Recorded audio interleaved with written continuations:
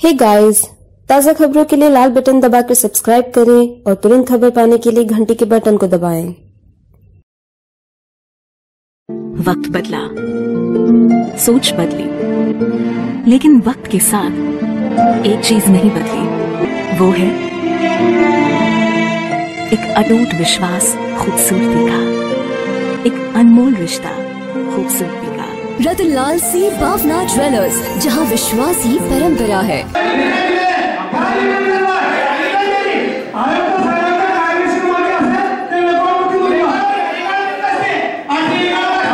जलगांव में मतदान होने के बाद शिवसेना और भाजपा में लगातार द्वेष ही देखा जा रहा है और इसका असर मनपा की महासभा में भी दिखाई दे रहा है। शुक्रवार को मनपा की महासभा में जमकर हंगामा हुआ और विरोधकों ने स्वीकृत पार्षदों के नाम राजपत्र में न होने के कारण उनकी उपस्थिति को गलत बताया और उन्हें बाहर जाने के लिए कहा। इस बात पर दोनों दलों के बीच बहस हुई और आखिरकार महासभा को तहकूब कर दिया गया। स्वीकृत पार्षद कैलाश सोनवणे ने आरोप लगाया है कि अपनी पोल खुलने के डर से शिवसेना के लोगों ने महासभा को तहकूब करवाया है। टेक्निकल मुद्द्यावरती आज त्यांनी सभा तहकूब करणे सभा म्हणजे स्वीकृत सदस्यांना इथं बसू द्यायचं किंवा नाही द्यायचं हा त्यांनी मुद्दा मांडला, परंतु आम्हाला मीटिंगचा अजेंडा आला होता। आम्ही काही बिना आमंत्रणा आले नव्हते आणि मला वाटतं आम्ही जे प्रकरण काढलेलं एका घोटाळ्याचं, मागच्या वर्षी घोटाळा झाला होता 20 करोडचा, त्या अनुषंगाने परत हा 24-25 करोड रुपयाचा घोटाळा आहे आणि त्यामध्ये नगरपालिकेला लुटण्याचा प्रकार चालू आहे हे त्यांना माहिती पडलं। कदाचित त्यासाठी त्यांचा तो आग्रह असावा, कारण मी मागच्या वेळेस सुद्धा राजपत्रात नाव आले नसताना आम्ही मीटिंगला हजर होतो आणि आज सुद्धा मी अगोदर प्रस्ताव मांडला श्रद्धांजलीचा, तोपर्यंत कोणीच काही बोललं नाही। आणि जेव्हा त्यांना ते कागद पाहिले सगळ्यांनी, तो गठ्ठाचा गठ्ठा कमीत कमी एवढा गठ्ठा तो होता, त्या कागदाचा गठ्ठा जेव्हा आपल्याला 1995 पासून आजपर्यंत म्हणजे जवळजवळ 25 वर्षापासूनचा तो अभ्यास मी 10 दिवसात करून या ठिकाणी 1 घंट्यामध्ये मांडणार होता।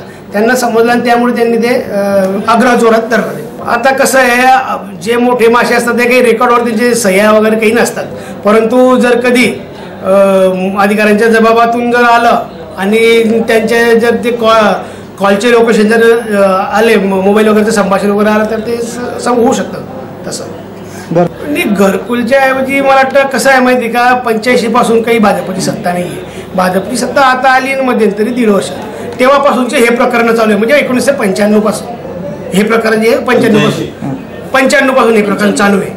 तर एवढ्या पिरियडमध्ये फक्त 1.5 वर्ष भाजपची सत्ता होती आणि तेव्हा काही पत्रव्यवहार झाल्याचं मला आढळून आलेलं नाही आहे। त्यांच्या पिरियडमध्ये काही असा पत्रव्यवहार झालेला नाही आहे, म्हणजे तो पाठ वगैरता सर्व वेळ सत्ता सुरेशदादांची होती। दूसरी ओर जब शिवसेना के पार्षदों से बात की गई तो उन्होंने खुद को पाक साफ बताया और महासभा को तहकूब करना गलत बताते हुए अपना पक्ष भी रखा, जिसमें पूरी तरह से भाजपा को गलत बताया जा रहा था की ते अधिकृतरित्या आज स्वीकृत सदस्य म्हणून निवडून आले अशी ती एक प्रकारची घोषणा होत असते। परंतु आजच्या महासभेमध्ये या संपूर्ण कामकाजाच्या संदर्भात कुठलाही कायदेशीररित्या परिपाठ न केल्यामुळे सरळ स्वीकृत सदस्य जे निवडून आलेले आहे 5, त्यांना महानगरपालिकेच्या कामकाजाचा अजेंडा पाठवण्यात आलेला होता आणि त्यांना मिळालेल्या अजेंड्याच्या अनुषंगाने भारतीय जनता पक्षाचे 4 स्वीकृत सदस्य हे या सभागृहामध्ये आसनासन झालेले होते। परंतु आमची कायदेशीररित्या त्याच्यावरती ही हरकत होती की ह्या सदस्यांना जोपर्यंत माननीय आयुक्त हे प्रमाणपत्र वितरित करत नाही तोपर्यंत यांची या सभागृहात बसणं हे बेकायदेशीर कृत्य आहे आणि या अनुषंगाने यांनी या सभागृहामध्ये कोणत्याही कामकाजात भाग घेता येत नाही अशा पद्धतीची मागणी आम्ही माननीय महापौरताईंकडे लावून धरलेली होती। महापौरताईंनी आणि माननीय उपमहापौर यांनी चर्चा करून त्यांच्या सर्व पदाधिकाऱ्यांची चर्चा करून ती सभा तहकूब करण्यात आली। वास्तविक बघितलं तर सभा तहकूब करण्याचं कुठलंही औचित्य आजच्या या मीटिंगमध्ये दिसून येत नव्हतं। चूक प्रशासनाकडनं झालेली असेल किंवा सत्ताधाऱ्यांकडनं झालेली असेल, त्या चुकीचा परिपाक म्हणून जे स्वीकृत सदस्य या सभागृहात बसले होते त्यांनी सरळ आत्मसन्मानाने बाहेर गेले असते तर निश्चितपणे आज सभागृहाचं कामकाज हे शांततेच्या मार्गाने पूर्ण पार पडलं असतं। मला सांगा की असं बोलल्यामुळे काय तो विषय कायमचा बंद होऊन जाईल?